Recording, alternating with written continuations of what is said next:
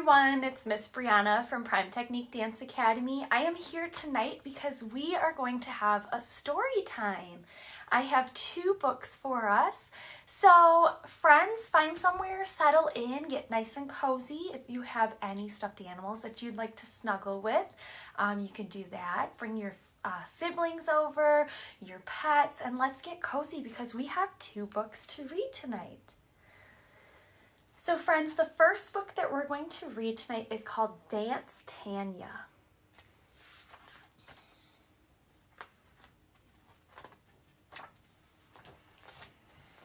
All right, let me get nice and close.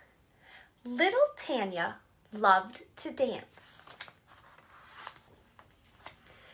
When her older sister Elise put on her leotard and slippers to practice, Tanya put on her shirt and took off her shoes to practice too.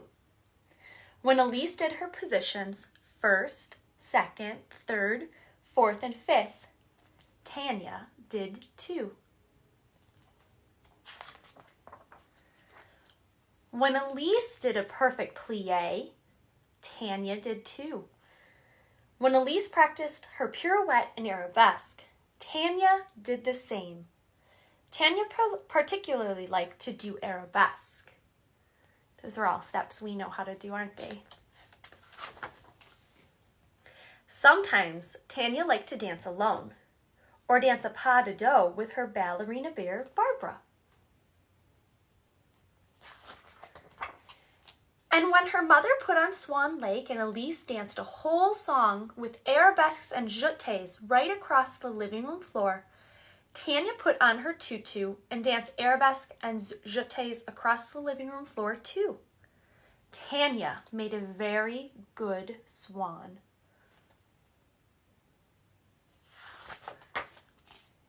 But when Elise went to her lesson and Tanya wanted to go too, her mother said, "You're too little, Tanyette, someday." And so sometimes Tanya would go along, but only to watch her sister Elise and all of the other dancers through the big window as they danced their arabesques and their jetés across the wide dance floor.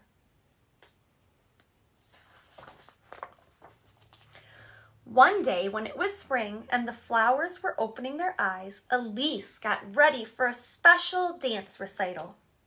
She put on a new tutu with petals and pink lipstick, which she was never to use, and a dab of rouge, that's blush, on her each cheek. And her mother combed her hair into a long, beautiful silky braid. And everybody came to see Elise dance. Grandma and Grandpa from the country came, Aunt May, who always wore a hat, and Uncle Ernie, who never smiled, came. And Tanya came and tried to see over the man with the lumpy hat who sat right in front of her. See right there? By sitting on her feet, Tanya could see that Elise was a wonderful flower, doing her arabesques and pliés just right. Look at that audience. That must be so fun to perform. And soon Tanya was very happy and sleepy as well. "You have a dancer in the family," Aunt May whispered as the family left the large room with all of the hats and voices. Tanya did not even hear, for she was fast asleep in her mother's arms. It looks like Tanya's sister Elise got to perform in an auditorium in a big theater. But when they all got home and drank coffee and laughed and said what a good dancer Elise was, someone put on Swan Lake. And Tanya woke up.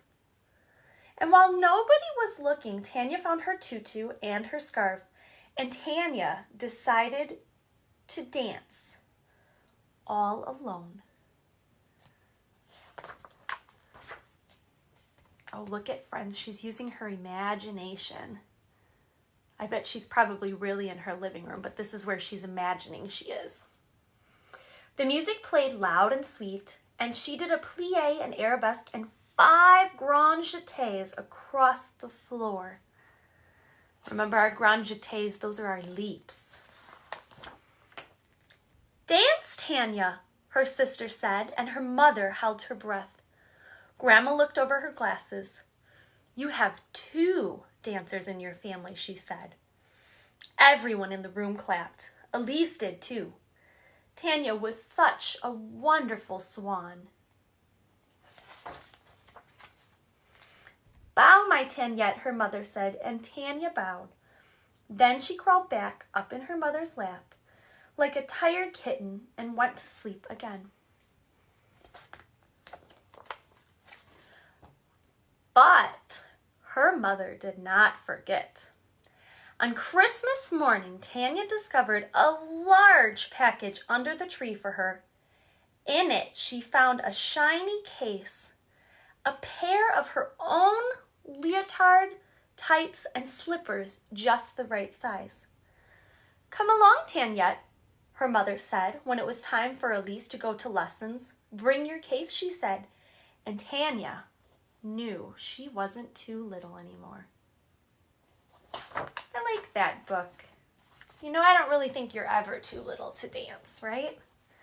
All right, friends, before we say goodbye, I have one more book for us. This one is called Good Night, My Honey Bun, and this is a really good book to cuddle up and get ready to go to bed, okay? I bet some of you may have already had dinner, and you might even be in your pajamas. Good night, my honey bun. The sun has set in sleepy skies. It's time to go to bed. Little Mouse snores peacefully as sweet dreams fill her head.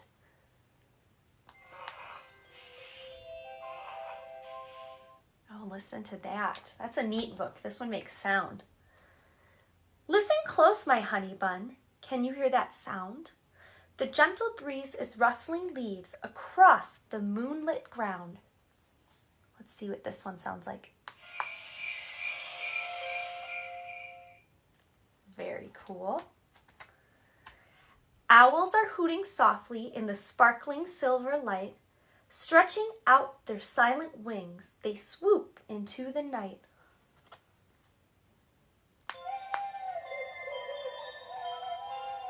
Very cool. Can you guys who like that? Who, who. Hush, my little honey bunny. Can you hear the sheep? Snuggled in their cozy beds, they settle down to sleep.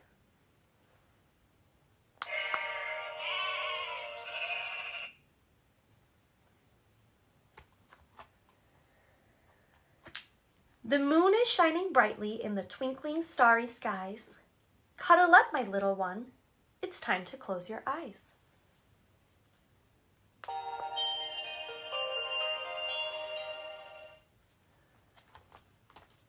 I'll give you one last goodnight kiss and sing a gentle song. Snuggle close, my honey bun. Sleep tight all night long. Well, thank you, friends, for joining me tonight for story time. I hope you have a wonderful night, and I hope to see you soon. Bye, friends.